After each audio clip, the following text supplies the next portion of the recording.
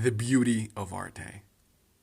Arte, the protagonist of the anime and manga series of the same name, is, if you ask me, one of the brightest examples of well-written female characters. Not just when it comes to anime, mind you, but even when compared with Western comic books.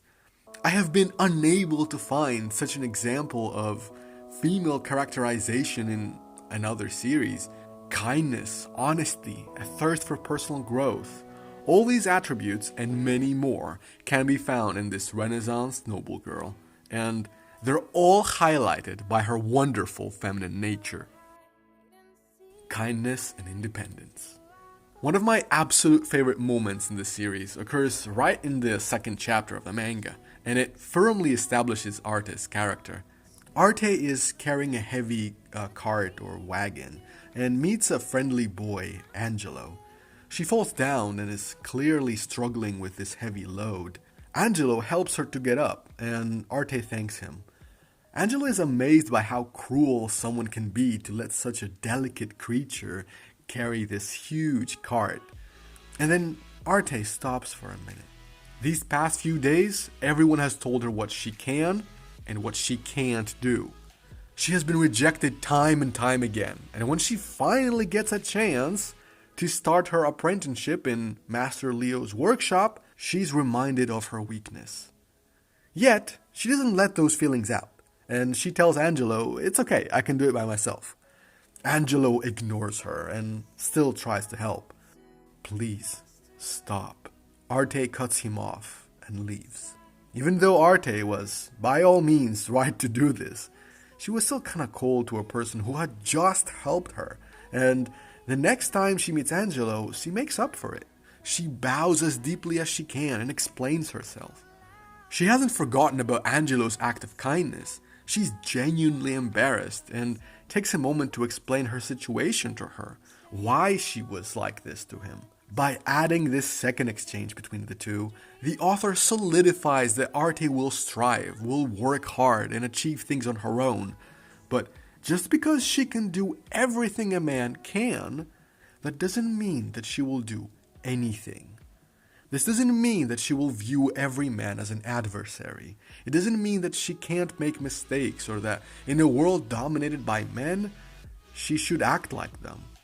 At no point does Arte reject a man's kindness, nor does she forget her manners and femininity. She isn't afraid to speak her mind, but she does so in a way that shows respect to her listener. Arte is an amazing example of a female character that exhibits inner strength, perseverance, and honesty, and the author achieves this without sacrificing her female nature and charm. Hard work and growth.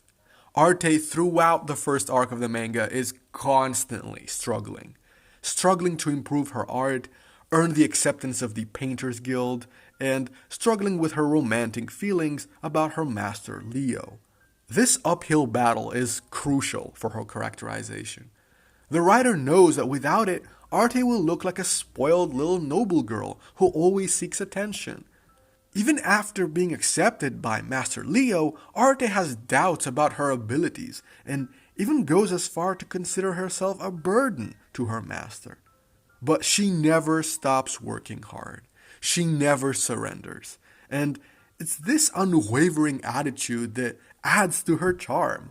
Angelo and many others are mesmerized by her strength of character and hard work, and so is the reader.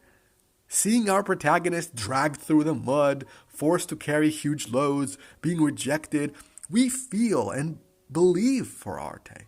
When she becomes one of the most talented assistants in Florence, it will feel earned and natural. A thing that I feared when I started reading this manga was that Arte would be a strong woman who doesn't need no help. But the truth is, Arte needs help. All the help that she can get. No one can claim that he or she achieved something entirely on his own. Arte is very talented, yes, but she still has a lot to learn. She knows that people don't owe her anything, and that's why she truly appreciates every bit of help that she can get. I have seriously lost count how many times she has said thank you throughout the series to her master, to her clients, to her fellow apprentices, and even to the local baker. Yes, the uphill battle is still hers, but that doesn't mean that she can't use a bit of help. A flawed princess. Another fear that I had when I started reading Arte was this feeling that since the story would tackle female empowerment, Arte would be presented as a perfect individual, capable, noble, strong, and ideal in all sense of the word. But to my surprise, she's not. She's a workaholic, fainting from the exhaustion every 10 chapters or so.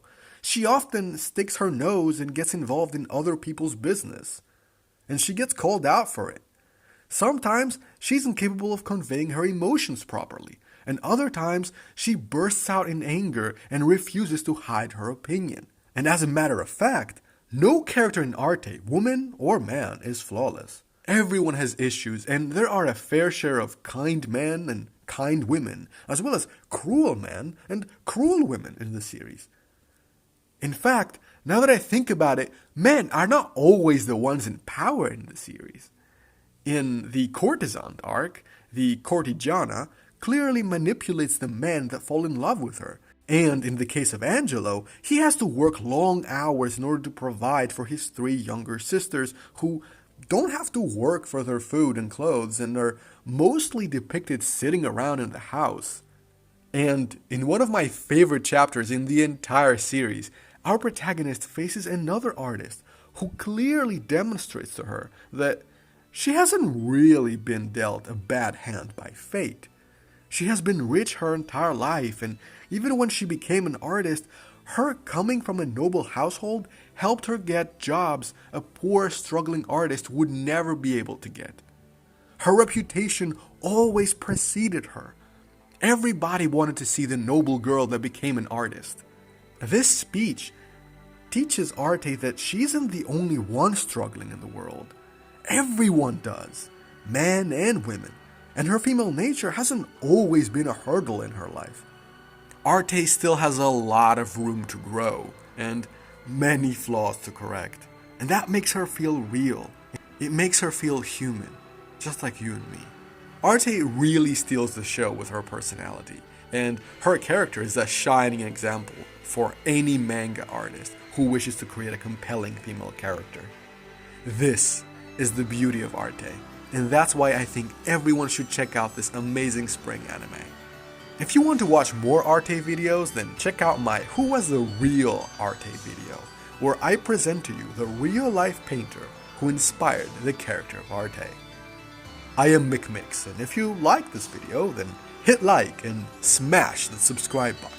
If you want to see more videos about Arte, then leave a comment in the comment section down below. As always, have an amazing week, guys, and until next time, my fellow artists.